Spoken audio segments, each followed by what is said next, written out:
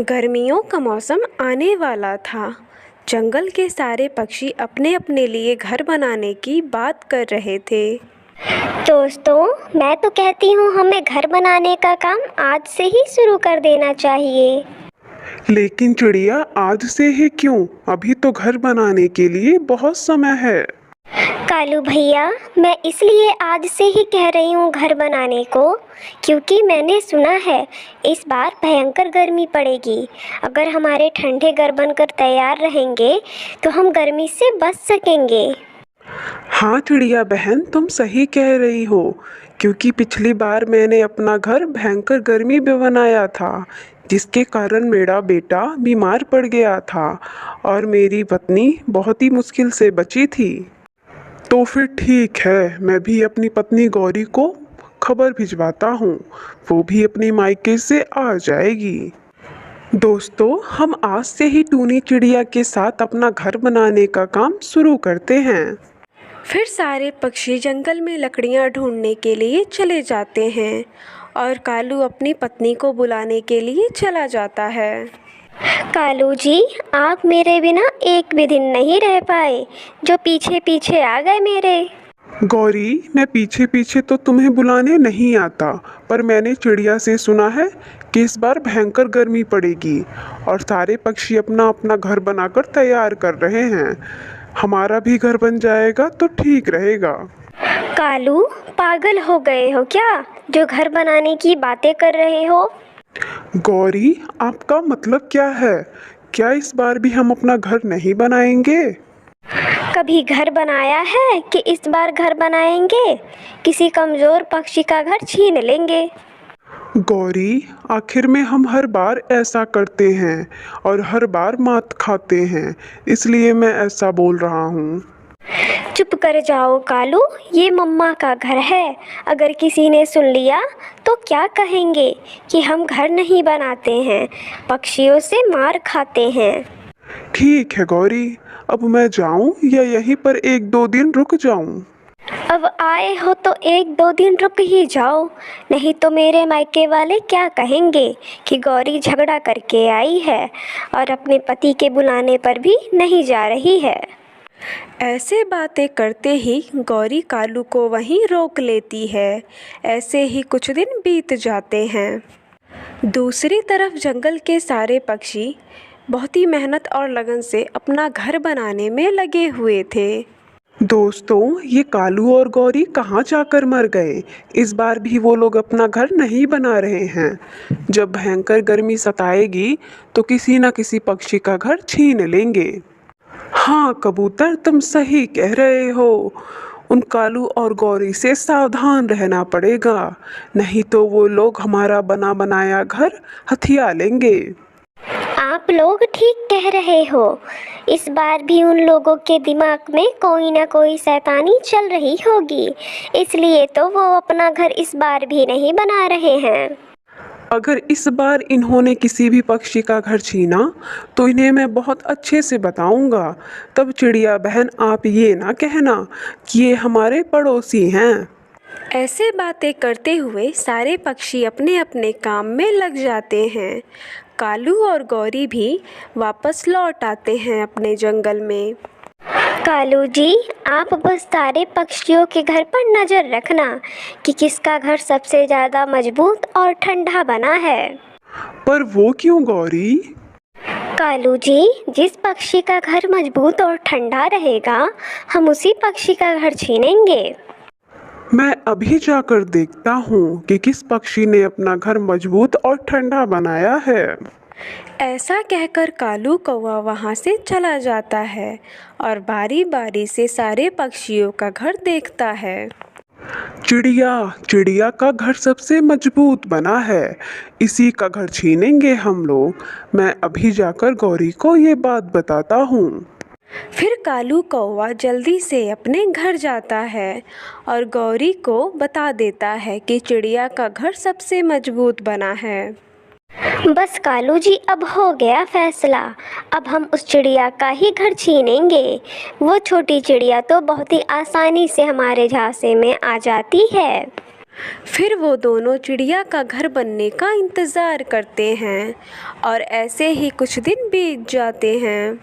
कालू जी, बहुत ही तेज़ गर्मी पड़ रही है। अब ये गर्मी तो मुझसे बिल्कुल भी बर्दाश्त नहीं होती है। जाकर देखो ये चिड़िया का घर कब तक बनकर तैयार होगा। बस गौरी, 1-2 दिन ही लगने वाले हैं इस चिड़िया को।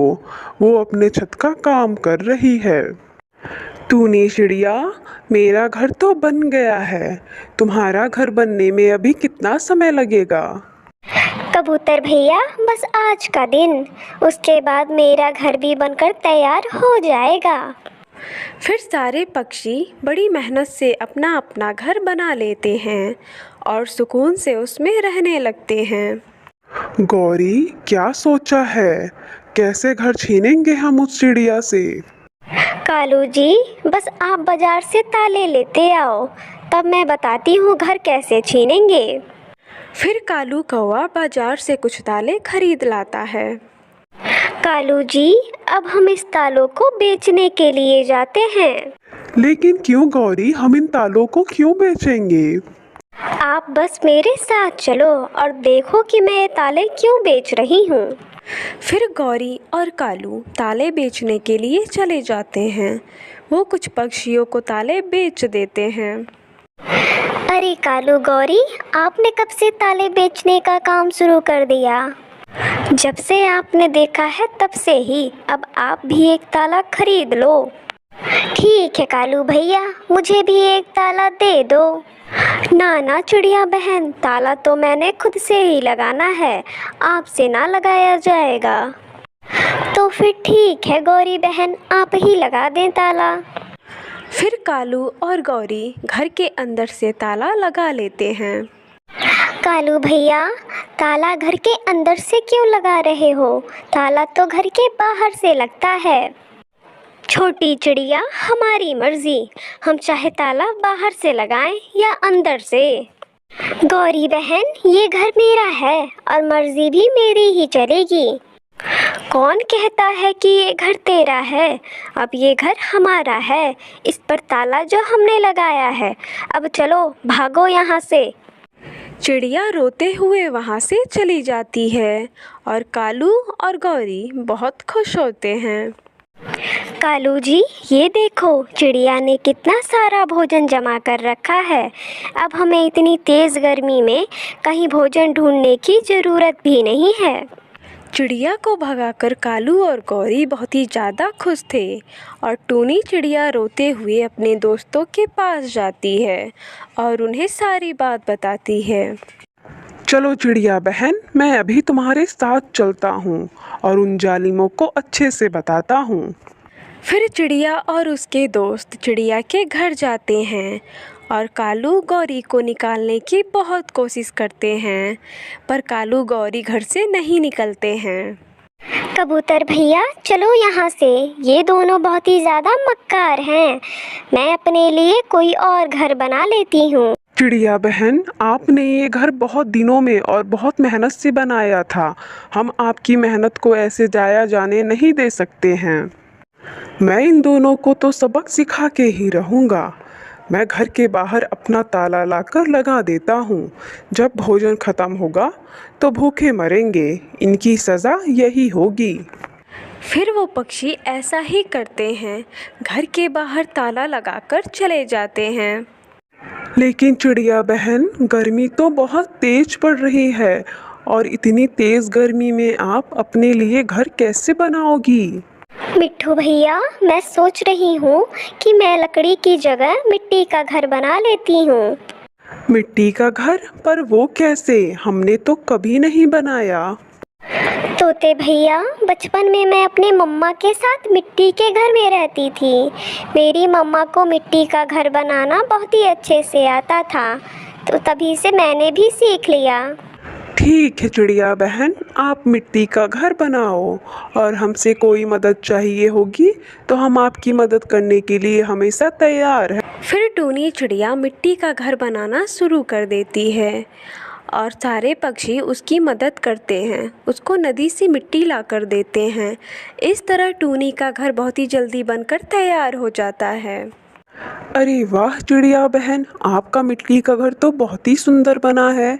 जी कर रहा है कि मैं भी अपना मिट्टी का घर बना लूं। चिड़िया बहन, घर तो वाकई में बहुत ठंडा है। अगली बार से हम भी मिट्टी का घर ही बनाएंगे। फिर टूनी चिड़िया खुशी खुशी से अपने मिट्टी के घर में रहने लगती है।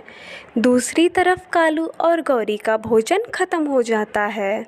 वो लोग भूख से तड़प रहे थे, लेकिन बाहर से ताला बंद था। कालू जी, ये दरवाज़ा तो खुल ही नहीं रहा, जरा धक्का तो लगाना। कालू और गौरी बहुत ही ज़्यादा ज़ोर लगाते हैं, लेकिन उनसे दरवाज़ा नहीं खुलता है। अब मरेंगे भूखे हम यहीं, यही हमारी गलती की सज़ा है। फिर कालू और गौरी उस बंद घर में भूखे ही मर जाते हैं। इस तरह उन्हें उनके किए की सज़ा मिल जाती है। इस कहानी से हमें ये सीख मिलती है, अगर हम किसी के साथ बुरा करते हैं तो उल्टा हमारे साथ ही कुछ गलत हो जाता है। एक जंगल में बहुत सारे पक्षी रहा करते थे। उन सारे पक्षियों के अपने अपने मजबूत घर थे, लेकिन उसी जंगल में एक टूनी चिड़िया रहती थी जो कि बहुत गरीब थी। उसके पास साधारण सा घोंसला था। पक्षियों, तुम्हारे जंगल में गर्मी बहुत ज़्यादा बढ़ गई है, इसलिए हम सब बादल तुम्हारे जंगल में जल्द ही बारिश करने आएंगे। वाह वाह बादल भैया, आपने तो मेरा दिल ही खुश कर दिया। बस अब आप जल्दी से हमारे जंगल में बारिश कर दें। बादल भैया, जब आपने ये बात कही है तो आप जल्दी से आकर हमारे जंगल में बारिश कर देना।